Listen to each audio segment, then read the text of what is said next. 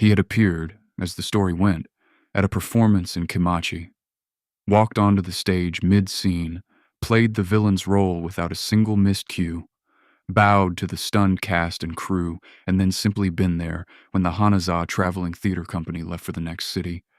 Nobody had asked him to stay. He had not asked permission. He had simply become part of the company the way weather becomes part of a journey. Present, accepted, essential.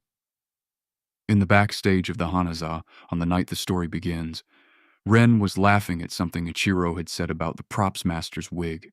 It was a genuine laugh, the kind that didn't belong to any role, that had no audience, that served no purpose beyond the simple fact of a joke, landing cleanly among people who knew each other well enough to be funny without trying.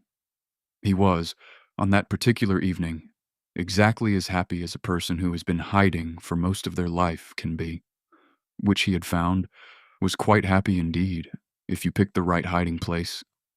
Aratake was applying his face paint with the focused attention of a surgeon and the expression of a man who has had this exact conversation 100 times before and is prepared to have it 100 times more.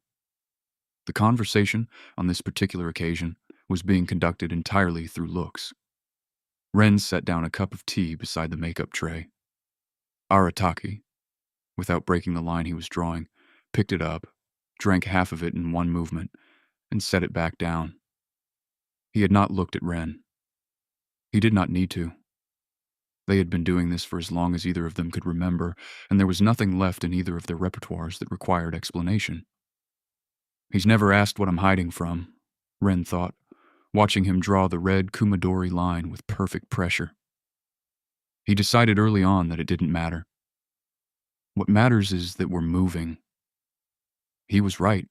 It was, Ren had concluded, the most generous thing anyone had ever done for him. Ichiro had joined the company 8 months ago in Naniwa, answering an advertisement for a prop runner and turning out to be, somewhat accidentally, a perfectly serviceable comedian. He had a face that did things without being asked, expressions arriving before decisions, every reaction visible at twice the normal speed. He laughed too loudly and ate too fast, and had an absolute inability to pretend he wasn't having a good time when he was having a good time. He carried in his costume pocket a small carved rabbit that he had been given by the props master as part of a minor role 2 months earlier and had simply never given back. The props master had not asked. The rabbit had become part of Ichiro in the way objects become part of people when both parties agree, without words, that it belongs there now. Ren had smiled. A real one. The kind that didn't belong to any role. He kept that smile in his memory now, in the ruins of the Hana-za, standing over the place where Ichiro's carved rabbit lay alone on the stage boards in a small circle of amber lantern light. He kept it the way you keep something when you know you won't be getting any more of the thing it came from. The performance, by any objective measure, was going excellently. The ghost play they had chosen for the Hana-za's opening night was one of the company's stronger pieces, a no-influence story of a murdered lord whose spirit returned to name his killer, and Ren was playing the advisor who had tried to prevent the murder and failed. It was a good role. He liked roles where the character was smart but not smart enough. He found them easier to inhabit than pure villains, and more interesting than heroes. He was mid-line when he saw it. Not with his eyes. His eyes were exactly where the advisor's eyes should be, aimed at the actor playing the murdered lord with the appropriate expression of suppressed grief. With the other thing.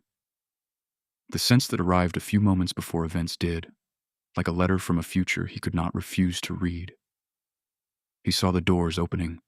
He saw the crowd scatter. He saw 12 yokai enter a theater that had been, until that moment, a place where violence existed only in the script, and he saw Ichiro step forward. Don't, he thought, to the version of Ichiro who existed a few moments in the future and could not hear him. Don't step forward. I can't get to you in time.